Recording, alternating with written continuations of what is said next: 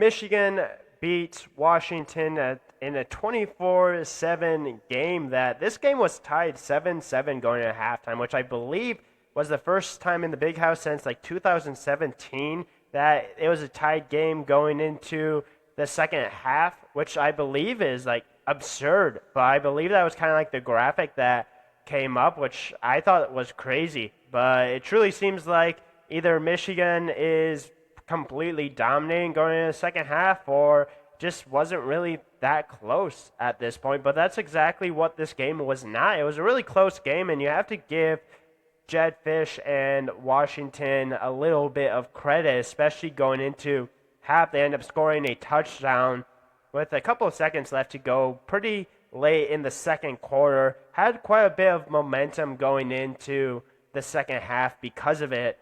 Obviously, offensively, they had some drives, but wasn't great. Michigan was struggling offensively as well. But truly, the second half was a completely different game because you have to give a ton of credit to this Michigan defense, especially against a guy like Desmond Williams. He's been great so far this year for Washington, threw 3 interceptions in this game, and it truly started out with an interception in the third quarter that kind of truly started to unravel things for Washington. You have to give a ton of credit to a guy in Cole Sullivan for getting that interception. Now, obviously, if you ask Cole Sullivan, was he reading the pass?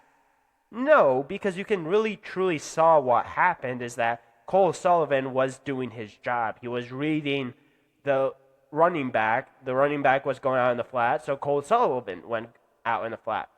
Unfortunately for Desmond Williams, when Cole Sullivan went out in the flat, he was trying to throw a slant to his wide receiver, threw it right to Cole Sullivan.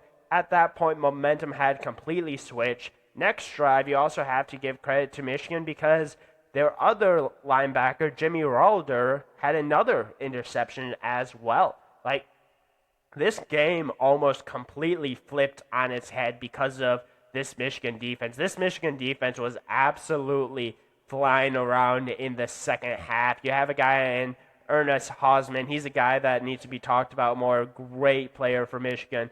Talked about Jimmy Ralder. Zeke Berry was involved. TJ Metcalf was involved in not only the secondary, not only in pass coverage, but was involved in the run a little bit. Like Derek Moore had a few key contributions for this Michigan defense. Just Washington couldn't do anything offensively when it came to this game. Like they only put up 7 points in this game against this Michigan defense that has been pretty solid. Obviously, maybe not as efficient, maybe as good as they have been. But if you look at just what Washington did in this game, they did also have a missed field goal as well. But they went punt, field goal attempt, punt, touchdown, punt, interception, interception, downs, interceptions. Like, if you talk about an absolutely dominant defensive performance, that's exactly what it was in the second half. And not only was it an absolutely dominant performance in the second half, you have to give credit to what Michigan did offensively in the second half as well. The first 2 drives was downs, which was a great play in the red zone for Washington, then punt. Michigan then responded, went touchdown, field goal, end of game at that point. That's just a complete 180 turn of not only a defensive performance, but an offensive performance. And you started to see Bryce Underwood get a little bit of legs under him, get a little bit of confidence going. There's still a little bit of a drop issue for Michigan, especially Samaj Morgan. He didn't have a great drop in this one. He continues to struggle a little bit, but Jordan Marshall deserves a ton of credit in this game because you didn't have your main guy in Justice Haynes playing in this game, and you had your bigger back in Jordan Marshall that was pretty good in this game. 133 yards, 1 touchdown, 5.3 yards on average. So, like, that is a solid performance. That's a good performance. If you can get the running game going, That's obviously going to be really key to help open up the pass. And you had guys like Zach Marshall, not a guy that's extremely involved. Michigan didn't have like their main top two tight ends in this game. Zach Marshall stepped up. Andrew Marsh continues to step up. They had even a guy in Deacon Tonelli, like tight end number 4. He was involved. 3 catches, 38 yards. Donovan McCulley wasn't involved very much. I've already mentioned Samaj Morgan. They got guys involved that weren't necessarily key contributors throughout the season. And when you have these types of injuries, especially to tight ends that have been involved offensively, you truly need guys to step up and make plays. And that's one position that Michigan has been really good in the past is tight ends, is continuing to churn out tight end after tight end after tight end after tight end. And they got 2 pretty good performances from tight end 3, tight end 4 at this point because you didn't have your main guys, and then you still had a guy like Andrew Marsh continue to be more involved. I would like to see Donovan McCulley be a little bit more involved, but just this game was a completely different game in the second half.